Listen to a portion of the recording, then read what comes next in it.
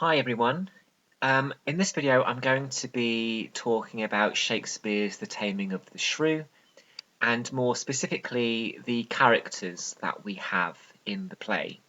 This video is aimed at students that are studying the play as part of their A-level, but it might also be useful for people that are studying the play for other levels as well, other qualifications.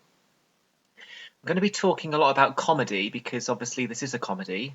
And for A-level students who are studying the aspects of comedy course, the main thing, or one of the main things to do, is to connect the play to the comedic genre. So that's why I'm going to be talking about these characters a lot through the lens of comedy, seeing these characters as crucial to the comedic effects of the play.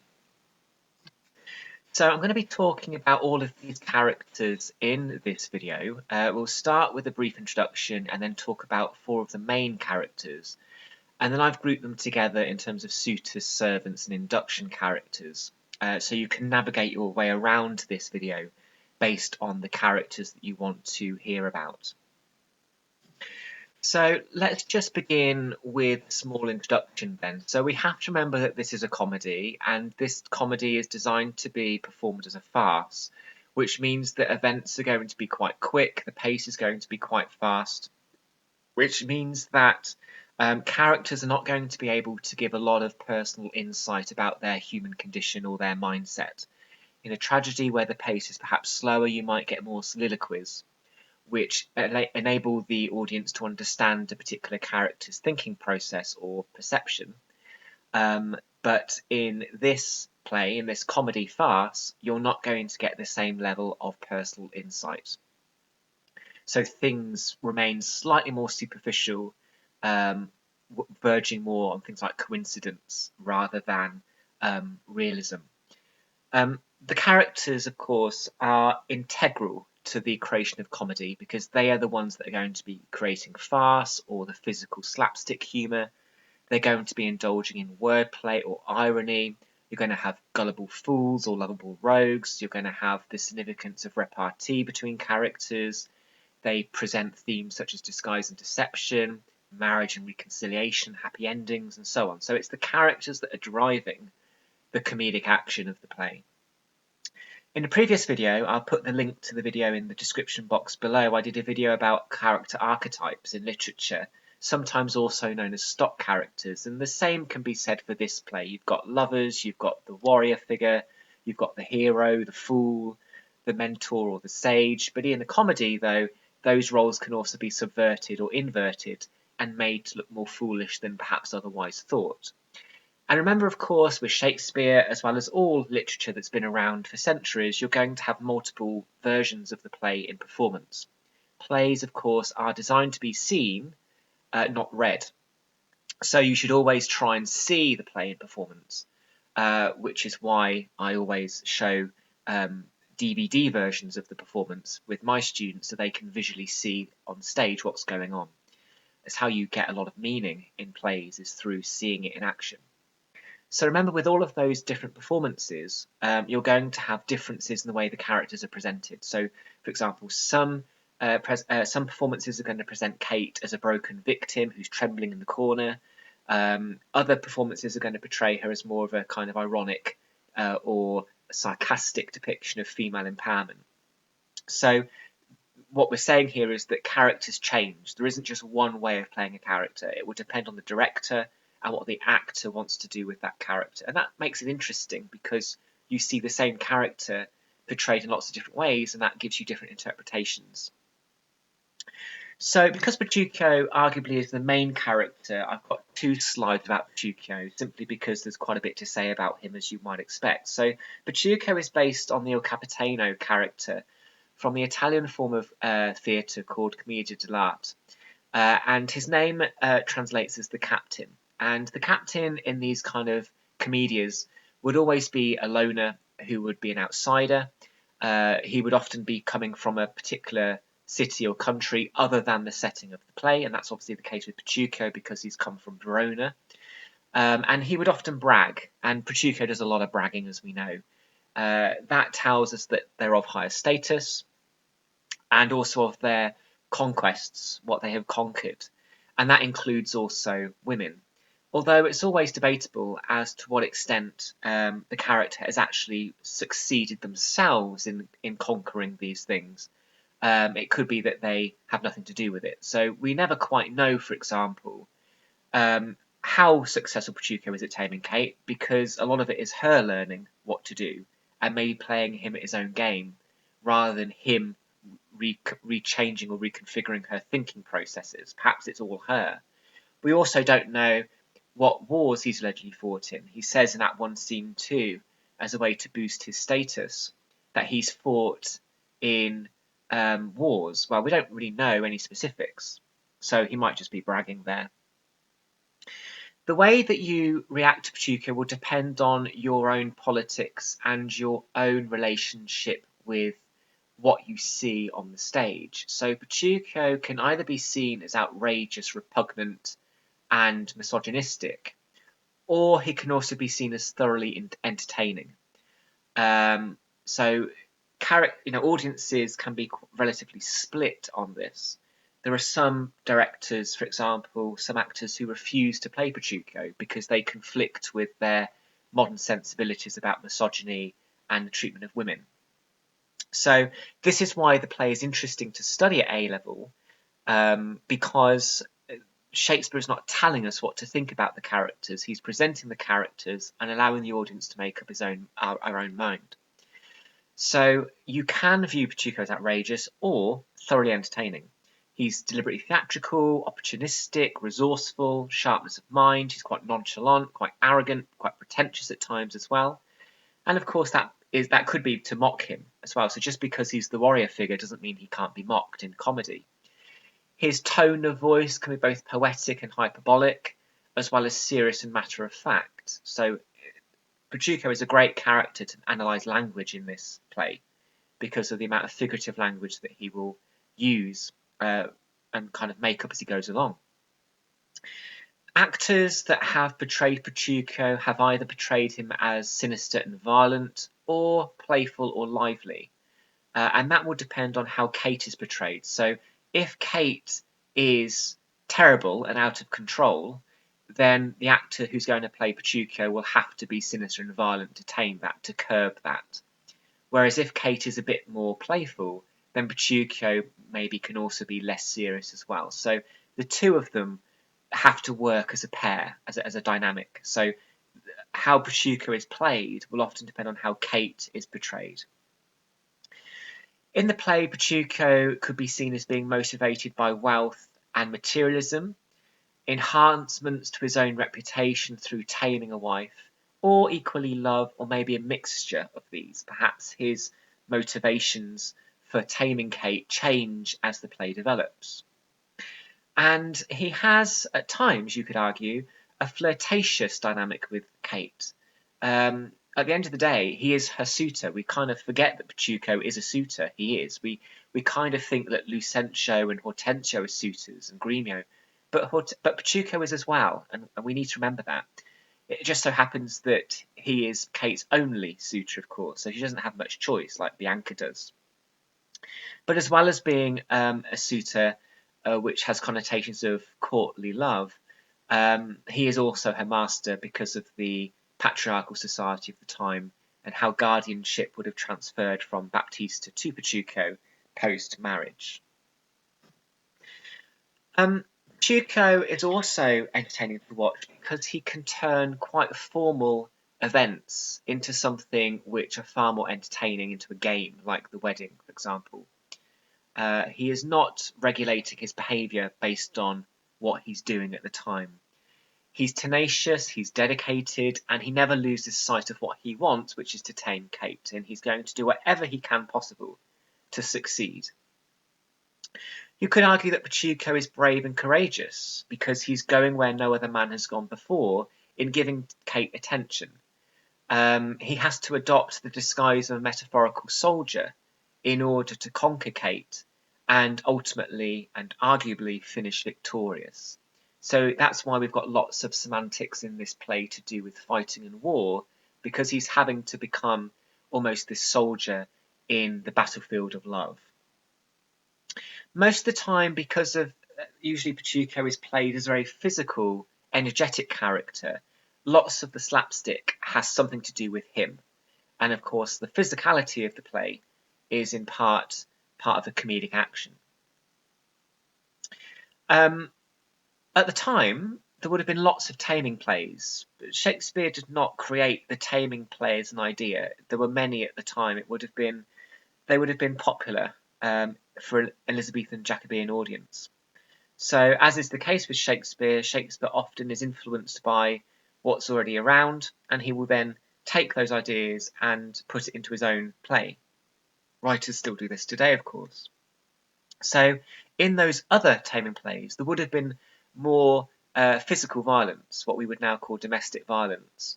In this play, there is not, though. There is the threat of violence. He says at one point, if you do that again, I'll hit you. He doesn't, though.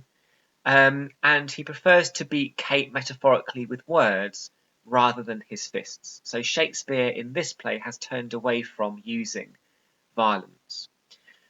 Petruchio is also important in terms of presenting the significance of clothes and outward appearances. At the wedding, for example, he says to, I think, Tranio, that she is marrying me, not my clothes, which is, of course, accurate. Of course she is. And that's kind of, you could say, quite a romantic sentiment.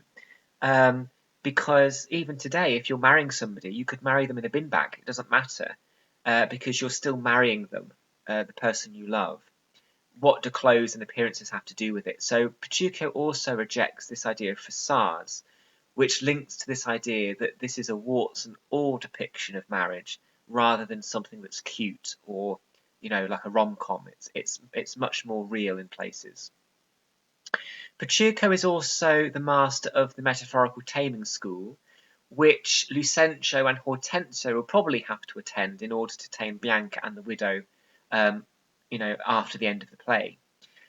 At that wager, because Bianca and the widow failed to appear on stage, Petruchio's reputation prospers because he's the only male who has a compliant wife. So whereas the other two men have suffered publicly, Petruchio looks ever more the victorious warrior character. And again, the extent to which we view him as a bully or a suitor will depend on how we view Kate's transformation in this play when you think of the ending. So if an audience feels that Kate has gained something valuable and worthwhile from the whole taming process, in other words, she's a better person than she was at the beginning, then we are less likely to be that harsh with Petruchio. We might appreciate more what he's done in investing his time and energy into making Kate a better person. However, if we view Kate as a broken victim, we're more likely to see Petruchio as a nasty piece of work. So the way in which we view Petruchio will depend on how we see Kate, and that will depend on our own politics about misogyny, domestic abuse, sexism, those kind of themes. So Petruchio is a really good character to refer to or analyse in an essay. If you've got Petruchio, then you're going to have Kate, of course. So Kate is our next character we're looking at. And Kate, again, shows Shakespeare's fantastic ability to create feisty female characters, a bit like Beatrice in A Much Ado About Nothing, or Paulina in The Winter's Tale, Lady Macbeth, perhaps in Macbeth, and others. So, Shakespeare has created a range of fantastic characters, women, who I think actresses have such fun playing on stage. However, she does not speak half as much as Petruchio. So even though she's a great character, she doesn't actually have much to say after the wedding. Apart from, of course, her monologue at the end, which is ironic because she only gives that monologue at Petruchio's request. So she doesn't do it free of mind, she does it because she's been permitted to. You could argue that Kate is perhaps the most likeable character in the whole play, if you view Petruchio as cruel. So Baptista is dismissive and quite cold towards her. He's also quite gullible and flawed. He objectifies his daughters as objects to be sold. Bianca is quite sanctimonious and sulky. You could also say quite insipid. And the other men are presented as quite pathetic and weak. So perhaps she's the only likeable character in the whole play, maybe, apart from perhaps the servants. She is very isolated. She does not have a confidant like Juliet has with the nurse, for example, or Hermione has with Paulina in The Winter's Tale. She is very much on her own, and perhaps the reason why she's on her own is why Petruchio is so successful in relatively quickly taming her, because he's removing her from her isolation and giving her attention which she's never had before. She has the societal reputation of the shrew or the scold, which would have been terrifying to other men, almost like a witch-like figure from folklore, who contextually would have been publicly humiliated in the street or publicly punished in the street for being outspoken or gossipy. So she does obviously contextually represent the presence of shrews in society of the time. You could argue that she's silenced by Petruchio because he's more shrewish than she is, and perhaps she sees the error of her ways, which is why she decides to become a better person at the end. This is where the interpretation comes through that perhaps Shakespeare is an unofficial feminist. A lot of what Petruchio does is far worse and far more shrewish than Kate ever does. So why is it that women are just called shrews? Maybe Petruchio is also a shrew here. She's a typical figure of folklore, a wayward woman who is brought under control by a man and punished along the way for her shrewishness. And an Elizabethan and Jacobean audience would have been very sympathetic to that. Even females in the audience would have been on Petruchio's side. Today, audiences will either see Kate as a victim, who is rendered voiceless by her lunatic husband that she didn't want to marry anyway, or as a liberated and empowered woman who has learned the error of her ways and has been reformed. There is a degree of ambiguity, of course, in this play, which is it even possible to tame somebody like this? Or has she just learnt to play Petruchio at his own game and just say something to him just to shut him up? So there is a degree of ambiguity about the ending and about to what extent has she been tamed. Visually, because of this idea of witchcraft and folklore, it's always implied really that Kate's physical beauty would not be very good or very high. So she would often be portrayed as ugly as her tongue. No disrespect to any actresses that have played Kate, but visually, if you're going to try and present a woman as being witch-like and wayward, that's often not going to be portrayed through a very beautiful woman. You're going to want to portray her as a hag, and that's going to be more likely to make the audience side with Petruchio, because they're going to see Kate and see her as a figure of not only ridicule, but a figure of intimidation as well. So that is the character of Kate, and whenever you get an extract or a question about Kate and Petruchio, obviously the dynamic between the two characters is very interesting.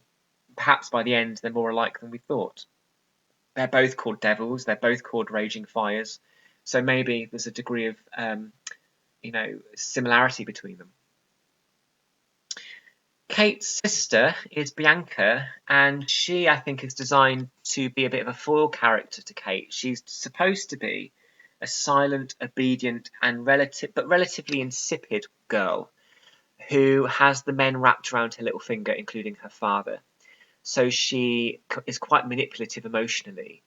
Her looks are a snare, so she's a bit like a femme fatale character, I think, to Lucentio, who strikes Lucentio with Cupid's arrow in the beginning, so much so that he can't ever stop thinking about her. Nothing he says after Act 1, Scene 1 is actually about anything other than Bianca, so he becomes obsessed with her because her looks are a snare. And she manages to dupe other men and hides her manipulation. We see that, for example, at the beginning of Act 2, Scene 1, where she's able to have fake tears and pretend to cry, and Baptista will come running. Even Kate says that in the beginning when she talks about a pretty Pete. think pluck a finger in thy eye, she says, meaning she knows that Bianca is manipulative. She has the interest of 3 suitors, Lucentio, Hortensio, and Gremio, 4 if you include Tranio, pretending to be a suitor. So she has all the attention and Kate has none. And of course, contextually, the problem that these men have is that Baptista has said that Bianca is not going to get married until Kate is married. And that would have been common at the time. The older daughter often got married before the younger one, and that's what causes the great deal of annoyance from Gremio and Hortensio and Lucentio, because they're having to wait for Kate's suitor. It takes less time than we thought, because this is a comedy and we need Petruchio there for the comedy, for the play to work. But at the time, in the beginning, that could be years, if ever. So the prospect is Bianca could always be single, because Kate never got married. And Gremio and Hortensio pledge to find a suitor for Kate, although they don't have to do anything because Petruchio coincidentally turns up in Act 1, Scene 2. As the play develops, Bianca speaks more assertively as it goes on, whereas Kate gets less assertive. It's implied that Bianca has some shrewish qualities. She chooses her own husband in Lucentio in Act 3, Scene 1, and she welcomes his sense of rule-breaking. When she finds out that the man giving her a Latin lesson is actually a man in disguise, she doesn't scream and get her father and tell her father to throw Lucentio out of the house. She indulges in that and joins in that kind of clowning. So she likes rule-breaking. She may not have the same physicality that Kate has on stage, such as kicking doors down, screaming around the stage, throwing things, etc. But she has a higher degree, perhaps, of emotional manipulation.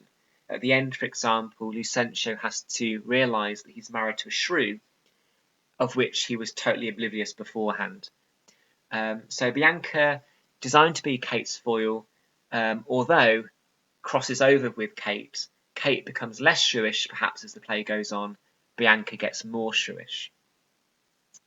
And then you have Baptista, who is the conventional Paduan patriarch, also known in comedy as the comic villain, because he represents a barrier to the happiness of the men who want Bianca.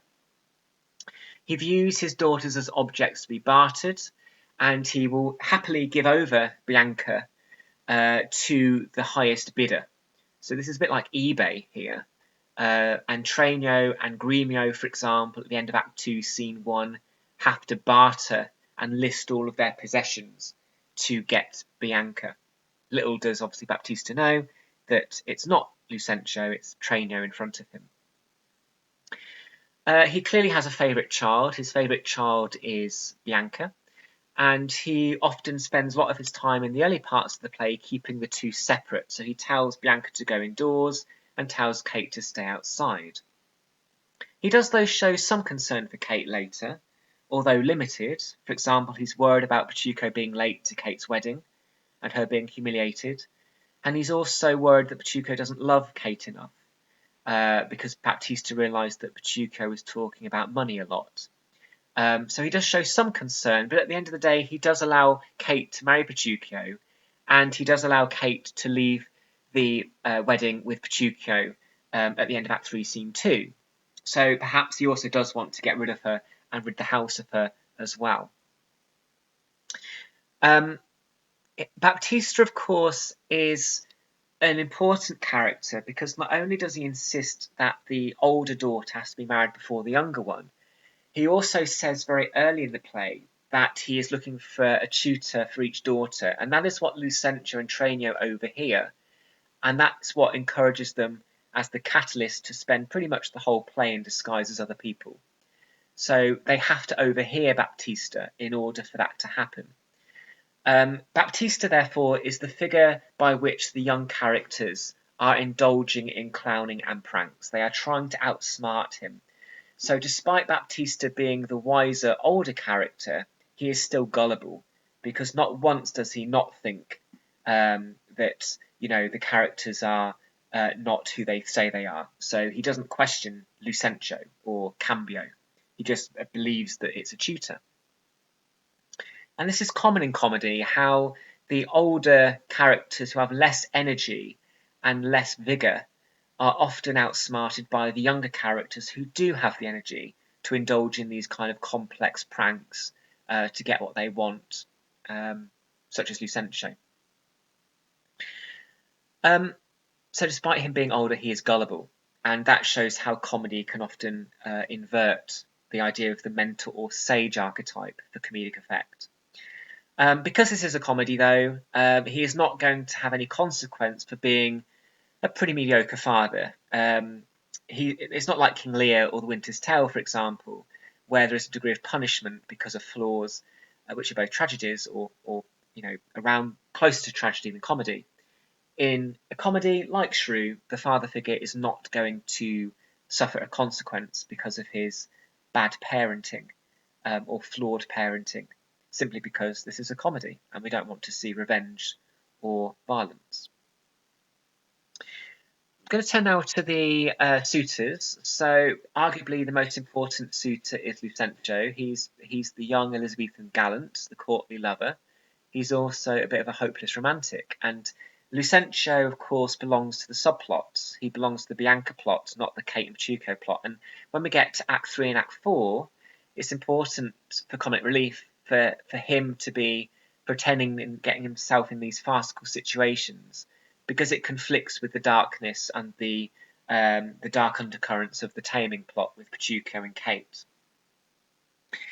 Unlike Petruchio, he relies on others to help him achieve Bianca, namely Tranio. Without Tranio, Lucentio would be completely stuffed, so he needs others to help him, whereas Petruchio has the capability to do it all on his own. He's instantly struck by Cupid's arrow when he sees Bianca in the beginning, and that's what prompts him to spend most of the play pretending to be a tutor. And that introduces the themes of disguise, deception, disequilibrium, and transformation into this play. Ironically, though, Lucentio is the duper, he is the joker, and he has also been duped at the end by Bianca. So the duper has been duped by Bianca. So despite Lucentio being opportunistic and quite cunning for most of the play, he fails to realise that Bianca is not the beauteous, obedient wife that perhaps he thought she would be. If you have got Lucentio, you're going to also have to talk about Hortensio. Hortensio is obviously Lucentio's rival, and rivalry is a common aspect of comedy, particularly men competing for the interest of a woman. But compared to Lucentio, Hortensio lacks the same sort of masculine energy and vigour. He's a bit of a joker, is Hortensio. He's not very good at wooing. He stumbles on his words. He's not very eloquent, and he's often a figure of ridicule. For example, when Kate assaults him with the lute in Act 2, Scene 1, we laugh at Hortensio for being stupid, rather than feel sympathy towards him. He's rejected by Bianca and also dismissed by the widow at the wager, so he hasn't got a great track record with women in this play. And that means, again, that we laugh at his misfortune at the end in Act 5, Scene 2. He idolises Petruchio's tamer methods, and he becomes a pupil in the taming school. He follows Petruchio around at the end in order to learn. And it's implied, of course, that what he's learned from Petruchio, he will have to use in taming the widow after the end of the play. It's also farcical to have two men in the play who are both pretending to be tutors, and of course Hortensio's tutor is Licio.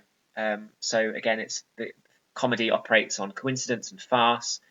Very unusual in real life to have two men who are both pretending to be something in the same place at the same time. Finally, Gremio, the pantaloon, which is the older, again, mentor or sage character. But again, despite being older, he's not particularly wise. He's a wealthy old buffoon who thinks he can court Bianca and who thinks he can compete with Lucentio and Hortensio. And of course, he's pretty much outbid very quickly in the earlier half of the play. And after the wedding, he doesn't really have much of a role at all. He does say two important things, though, early in the play. He says about Kate to cart her, rather. She's too rough for me. And to cart was this idea contextually of carting women through the streets. as a form of public humiliation for their shrewishness. For example, they would have worn a metal cage called a bridle over their face with a metal rod to suppress the tongue, as a form of public humiliation, put on horseback backwards. And he also says at the wedding that such a mad marriage never was before, and the term mad marriage often underpins this play, because that's exactly what this play is about, a mad marriage. So much so that publishers often choose to put that phrase on the front of their book covers. So he serves as a comic foil towards Lucentio and Hortensio. He resigns from the battlefield of love very early because he is skillfully outbid by Tranio, acting on Lucentio's behalf. And he also indulges in derogatory insults of Kate in the beginning, which reminds us of the social and historical context of this play, where there was an abhorrence towards shrewish women. So those are the three suitors, all of which, to some extent, are foolish. If you have foolish suitors, you're also going to have foolish servants. And the three servants I'm going to talk about here are common Elizabethan Jacobean drama clowns. They're lively, quick-witted and resourceful figures, central to comic relief and to the creation of pranks and schemes. But they can also help in other characters' destinies and happy endings, and for an audience, of course, create comic relief. And again, the video that I recently uploaded about character archetypes, I'll put the link to that in the box below, which was all about the role of the fool. So arguably, the three characters I'm going to talk about now are also fools. Tranio, perhaps the most important servant, skillful, cunning, and sly. Highly entertaining to watch, very eloquent, manages to take the role of Lucentio very quickly and very resourcefully, using initiative. He does belong to the subplot. So again, his behaviour and his farcical ideas and actions act as comic relief from the dark undercurrents of the main Taming plot between Petruchio and Kate. He has moments of profound wisdom, even though he is the archetypal fool character. He's a lovable rogue character. We like him. He entertains us. He makes us laugh. And he suffers no consequence at all for coming up in collaboration with Lucentio for this schoolmaster plot in Act 1, Scene 1. This is a comedy, not a revenge tragedy. So he escapes with his life, made with a cuff around the ear. But he's there at the end with the other characters celebrating at the wedding banquet. So he doesn't suffer because of this deception. He equally takes an involvement in the plan for Lucentio to become a tutor, for example. Biandello, not necessarily anywhere near the same amount of speech as Tranio, but again a lovable rogue, cheeky, entertaining page character. He does not, though, have the eloquence or status of Tranio. Sometimes he's often performed with an accent on stage, so you can hear a difference in the level of eloquence in his voice to remind us that he is of lower status. Often crucial to comic relief and for moments of intrigue. For example, he is the one that tells us what Petruchio is wearing in the wedding scene. In Act 3, Scene 2, he also tells us about the horse before we've seen it as an audience. He obviously retrieves the women from backstage at the wager, and he also is there in Act 5, Scene 1 when the real Vincentio turns up, by which point you've got the pedant to pretend to be Vincentio as well. So he's often crucial in making moments of intrigue more comic. And he is able as well, despite his lower status, to indulge in witty repartee with other characters. Again, at the wedding scene, he gets bogged down in a confusing conversation about old news and new news with Baptista. But that repartee is often because of his own misunderstandings. So that's Biandello. And Grumio is another archetypal fool character, intrinsic to the creation of comic relief.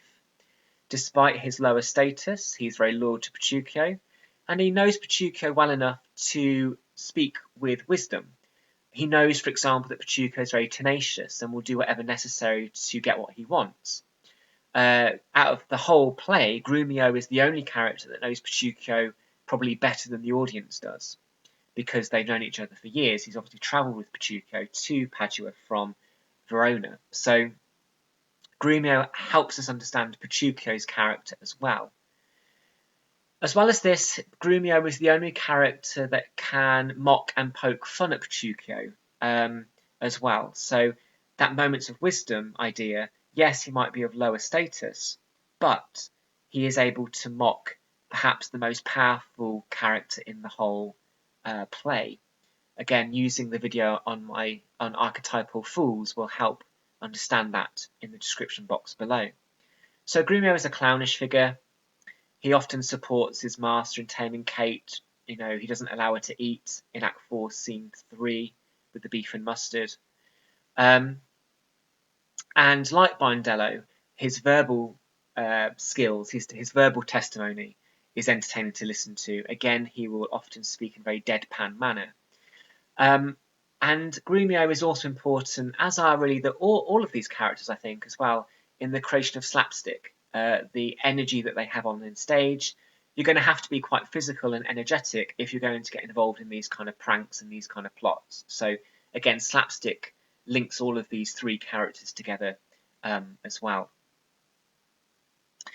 Worth bearing in mind that the servant characters, the lower status characters, will often speak in prose in drama, which again you can hear the difference in their status, whereas the more educated or higher status characters will talk in verse. The way you can check whether or not they're speaking in verse or prose is to look at the printed version of the play and see if the line margins are in line.